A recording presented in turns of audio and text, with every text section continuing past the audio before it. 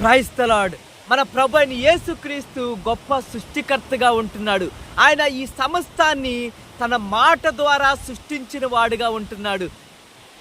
మనం నివసిస్తున్న భూమి కావచ్చు, ఇక్కడుంటున్న సముద్రం కావచ్చు, సమస్త జీవరాశులు, సమస్తమైన మొక్కలు, సమస్త జంతువులు ఆయన తన మాట ద్వారా సృష్టించిన దేవుడు తాను ప్రేమించిన మనుషుణ్ణి మాత్రము తన చేతులతో నిర్మించి తన యొక్క జీవవాయువుని తన యొక్క నాసికా రంధ్రములో ఊది మనుష్యుడైన మొదటి ఆదాముకి జీవాన్ని ఇచ్చిన సృష్టికర్త. అయితే ఈ సమస్తాన్ని ఏలటానికి మనుషుడికి అధికారముని ఇచ్చాడు.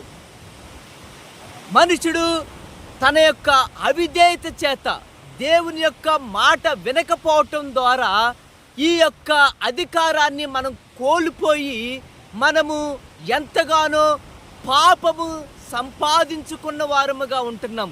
చూడండి, మొదటి మనుషుడు తన స్వారూప్యములో చేయబడిన మనుషుడు పాపము చేయుట ద్వారా సమస్తం మీద అధికారాన్ని కోల్పోయాడు, దేవునితో సంబంధాన్ని కోల్పోయాడు. అయితే ప్రభువైన యేసుక్రీస్తు కడపటి ఆదాముగా ఈ లోకంలో ఆయన జన్మించి పాపమును జయించి పాపము మీద విజయాన్ని పొంది పాపము నుండి వచ్చు మరణాన్ని జయించి తిరిగి లేచి మనకి పాపము నుండి విడుదల కలుగు చేశాడు, మనకి మరణం నుండి తప్పించాడు. ఆయన యొక్క రాజ్యములో మనల్ని చేర్చటానికి మనకి గొప్ప రక్షకుడుగా ఈ లోకంలో ఆయన జన్మించి మనకి గొప్ప విడుదలను కలుగు చేసిన దేవుడిగా ఉంటున్నాడు. మనము ఆయన్ని విశ్వసించి కడపటి ఆదాము విధేయత చూపించాడు.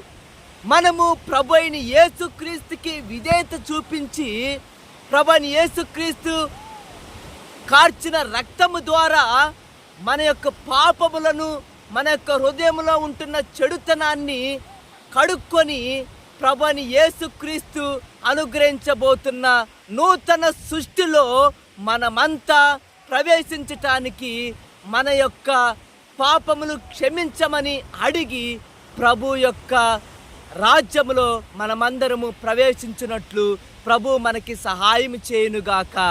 ఆమేన్.